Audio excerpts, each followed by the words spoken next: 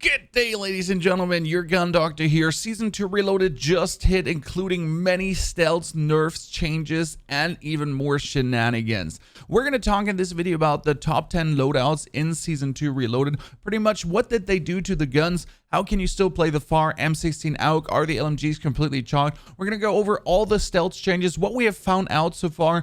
Definitely take in some of JGod's findings, so thank you, JGod. Link in the description below about what he found out so far, and then bring that all to you gathered with how you then can currently play your loadouts. We're going to start with the fan favorite, the FFAR. What happened big time to it is there were changes to the barrels, so the barrels do what they do pretty much, but they altered some of them. The takedown barrel, for example, used to be the ultimate strafe speed barrel for the ultimate strafe speed build. But the big difference right now is that the takedown barrel does only do effective damage range. It doesn't do strafe speed, and most importantly, it also doesn't do bullet velocity anymore. So you're pretty much down bad. You can play the Ranger still, maximum bullet velocity, and I think it's now the way to go for the reinforced heavy. Yes, it brings your sprinting move speed down and your aim walk movement speed, but it is the best for effective damage range and bullet velocity, really getting you up with the suppressor for that 50 meters plus time to kill damage range on your FFAR. I still play it with the SFIT speed grip because I'm only sprinting, I'm not moving normally, but you can still play also the field agent grip. And then the most important part is that you now play the static 50 round mag. Because the Salvo 50 round fast mag has a distinctive worse ADS time now. So when you're aiming downside, whoop, pull your gun up, it's way slower. So you simply go for the static 50 round mag, and that's it. Now Raider stock and we're good to go. As JGod found out, the Serpent rep seems to do something ADS time wise, but at the same time hurt your sprint to fire time, and that's not worth it. Because guns in close quarter combat, they don't matter ADS time that much. What matters for them is sprint to fire time, that you're going to whoop them out faster as you're running. Therefore, the Serpent Ram absolutely chalked and unneeded. This is your nerfed, unnerfed, altered FFAR. Now talking about the AUG and the M16, did anything change on their attachments? Funny story is, I've always played the 45 round mag on the AUG and the M16. Don't go for the Salvo 54 round fast mag, and I would not go for 54 round drum mag because 45 rounds are more than enough.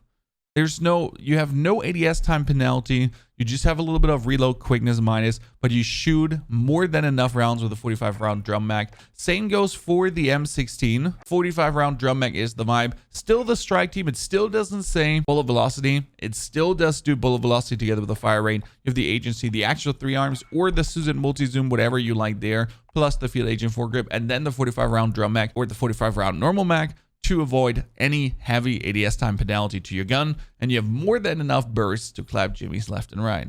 When we're talking about the LMGs, completely ruined right now. There is obviously the Cavalry Lancer barrel, that's the one we used to play, but instead of now giving you bullet velocity and all the other cool stats, it only does vehicle damage.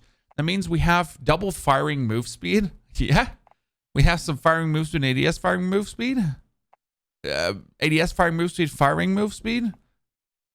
And that's it. Then you could put on the task force for bullet velocity, strafe speed, and effective damage range. But the minus on vertical recoil control and horizontal recoil control you get is significant. You feel that harshly. I tried to play the stoner yesterday as I used to play my thermal absolute beamer stoner. So I put on the task force, the agency, the field agent. We put on the thermal scope and then the ember sight point. And we thought, yeah, this is the vibe. This is going to be it. We're going to be clapping. We ain't going to be clapping. It ain't going to work. Also, on this build, by the way, you could actually play the Serpent Ramp because sprint to fire time doesn't matter here that much. So the Serpent Ramp really makes this faster and helps you to clap jimmies harder.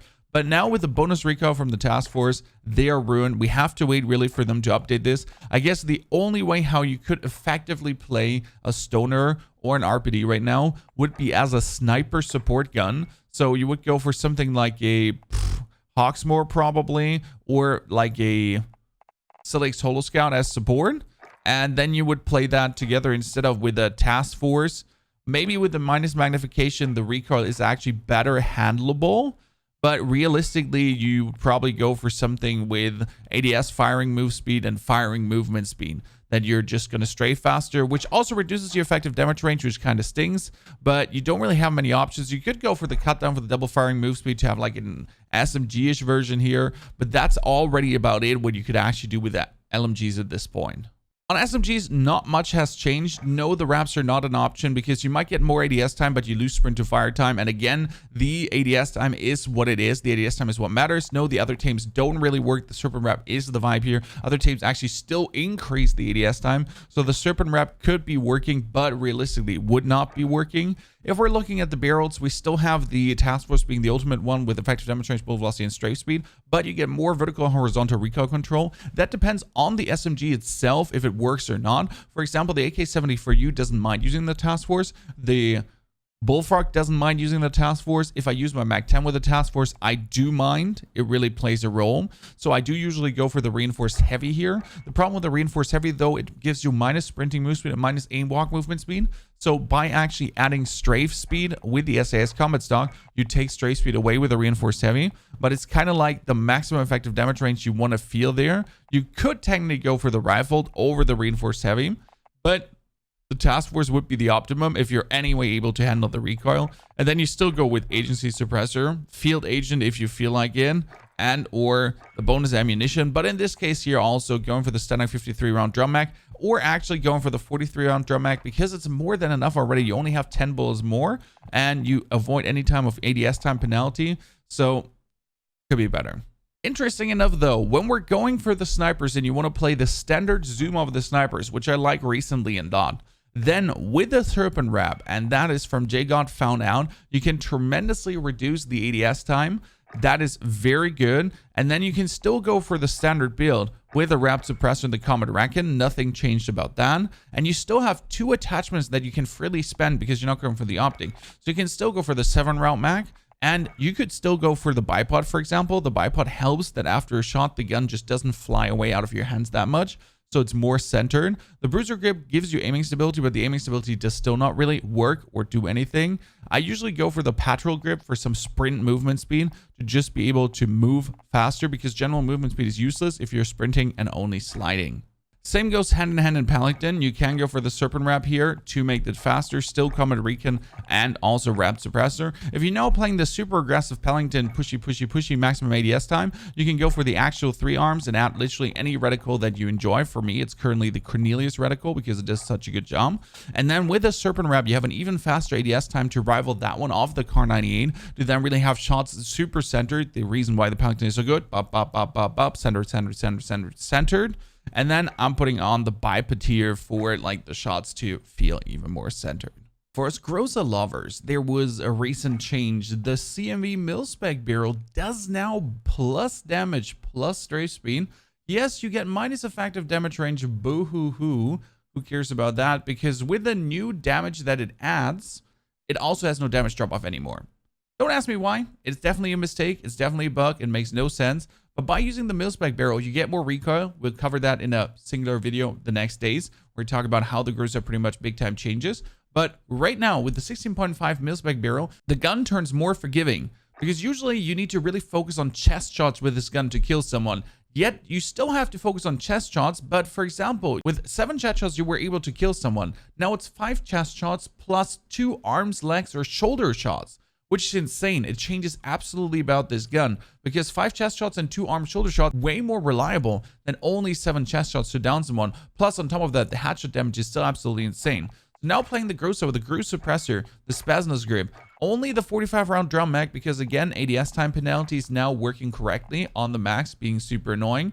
And usually we do play here a side either, but if you can play iron side, you could play the KGB pad.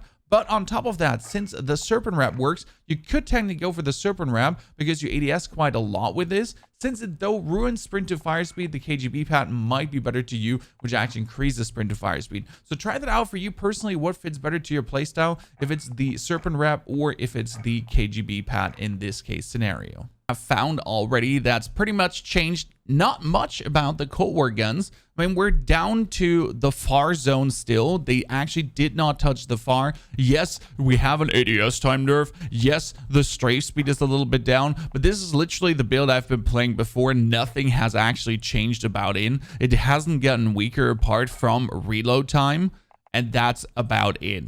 So we have just lost a little bit of reload time, which wasn't really the problem with the FFAR. I mean, with a 50-round mag, you could kill 2 people straight away. The good thing now, though, is we can easily pair the new FFAR together with, as we said, the PELLINGTON, as it was altered now. So you can play either the 3 times with the third print wrap for now even better ADS times together with a patrol grip and combat recon plus wrap suppressor. The same goes vice versa for the Tundra, so you can play FFAR with Tundra easy. And now the Tundra is a real good option versus the HDR because it definitely has a better ADS time. The only downside is obviously still with the Tundra that the gun has a worse zooming in animation than the HDR has. But once you get used to that animation, you're actually very good to go. You have a very great bullet velocity. You're better hitting on running targets with this. Give it a go.